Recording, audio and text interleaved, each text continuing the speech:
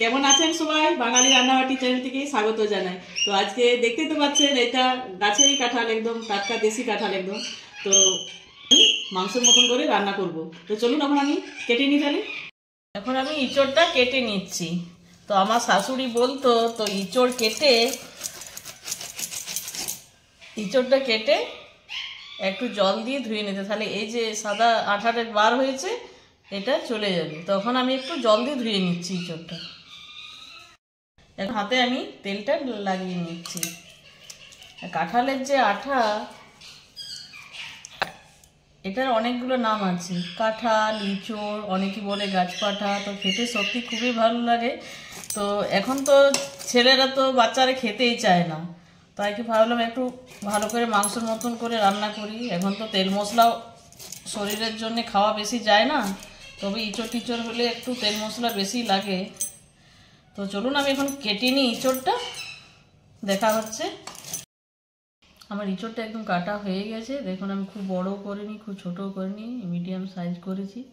তো চলুন এখন আমি এটা জল দিয়ে সিদ্ধ করে নিই। এখানে একটা প্রেসার কুকারেতে জল চাপিয়ে দিয়েছি, জলটা আমার গরম হয়ে গেছে। তখন আমি ইঁচড়টা এখন ঢেলে দিচ্ছি।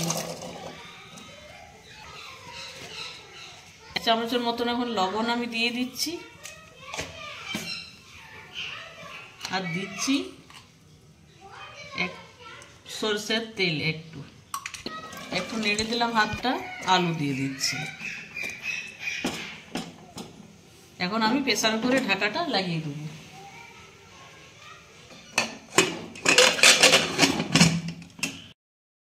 আমার সিদ্ধ করা হয়ে গেছে। তো দেখুন কি সুন্দর সিদ্ধ হয়েছে ইঁচড়টা।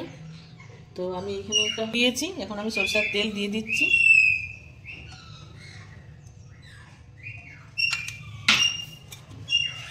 তেল গরম হয়ে গেছে, আমি এখন গোটা জিরে দিয়ে দিচ্ছি।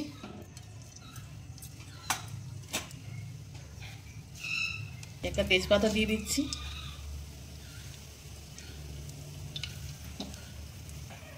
আমি সব বেটে রেখেছিলাম পেঁয়াজ বাটাটা এখন দিয়ে দিচ্ছি। রসুন বাটা দিয়ে দিলাম, আদা বাটা দিয়ে দিচ্ছি। ভালো করে আমি এখন মশলাটা ভেজে নেব।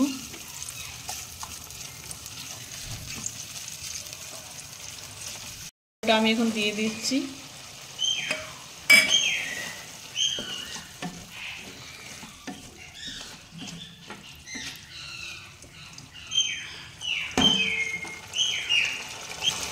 এখন আমি এবারে গুঁড়ো মশলাগুলো আমি এখন দিয়ে দিচ্ছি। জিরে গুঁড়ো, হলুদ গুঁড়ো, লঙ্কার গুঁড়ো। এখন ভালো করে আমি মশলাটা কষে নেব।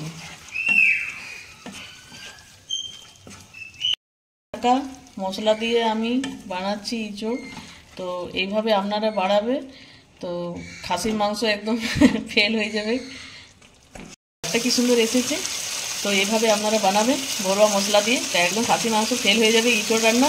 তো আমার বাড়ির সবাই খুবই ভালোবাসে এইভাবে খেতে। রান্না করে দিলে একদম কেটে কুটে সব খেয়ে নেয়, ভালোবাসে ইঁচড় খেতে। ওই জন্যই আর কি বানাচ্ছি। আমার এতটা ভালো লাগে না ইঁচড় খেতে। তাকে আমি এখন ভালো করে এখন ভেজে নিচ্ছি। লবণটা এখন দিয়ে দিচ্ছি। লবণ যেহেতু আমার এই ইঁচড়ে দিয়ে আছে, তো পরিমাণে একটু কম দিলাম। ইঁচড়ে লবণ আমার ঢুকে আছে। দেখুন কি সুন্দর কালারটা এসেছে।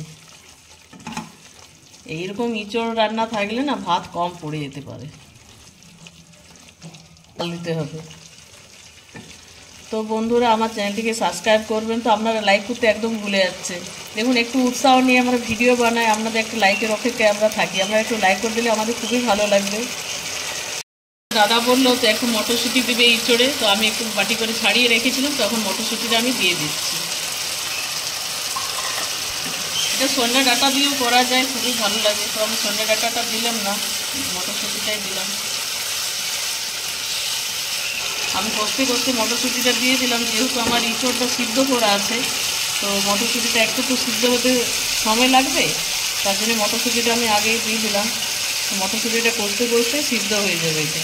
তারপরে ইঁচড়টা দিয়ে কিছুক্ষণ আমি চাপা দিয়ে রেখে নামিয়ে দেবো, খালি হয়ে যাবে আমার ইঁচড় রান্না। ওই জন্য মটরশুঁটিটা আমি আগেই দিয়ে দিয়েছি। আমার মশলা একদম কষানো হয়ে গেছে। তো কি সুন্দর দেখুন তেল বেরিয়েছে। তো আমি এখন ইঁচড়টা আর আলুটা দিয়ে দিচ্ছি।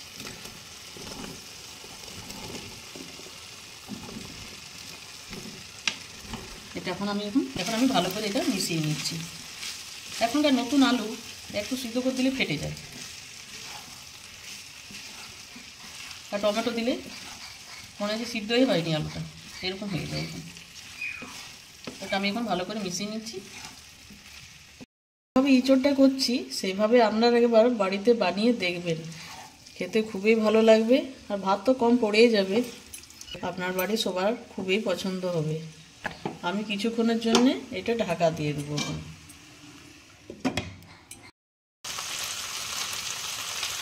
আমি ঘরে বানিয়ে রেখেছিলাম গরম মশলা, সেটা এখন দিয়ে দিচ্ছি। আমরা বাজারে কেনা মশলা এমনিতেই খাই না, সব ঘরে আমি জিরে ধুনে নিয়ে এসে সব বানানো হয়। এখন আমি ভালো করে এটা মিশিয়ে নিচ্ছি।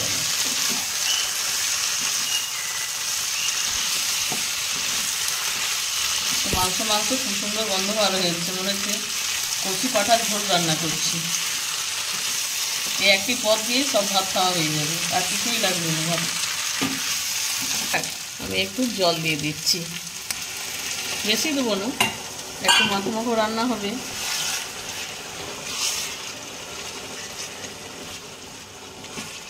গরম মশলাটা দিলাম তো, একটু ফুটে গেলে আমি অফ করে দেবো গ্যাসটা।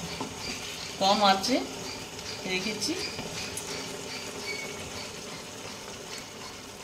রান্না একদম কমপ্লিট হয়ে গেছে, তো আমি এখন এটা বাটিতে ঢেলে নিচ্ছি।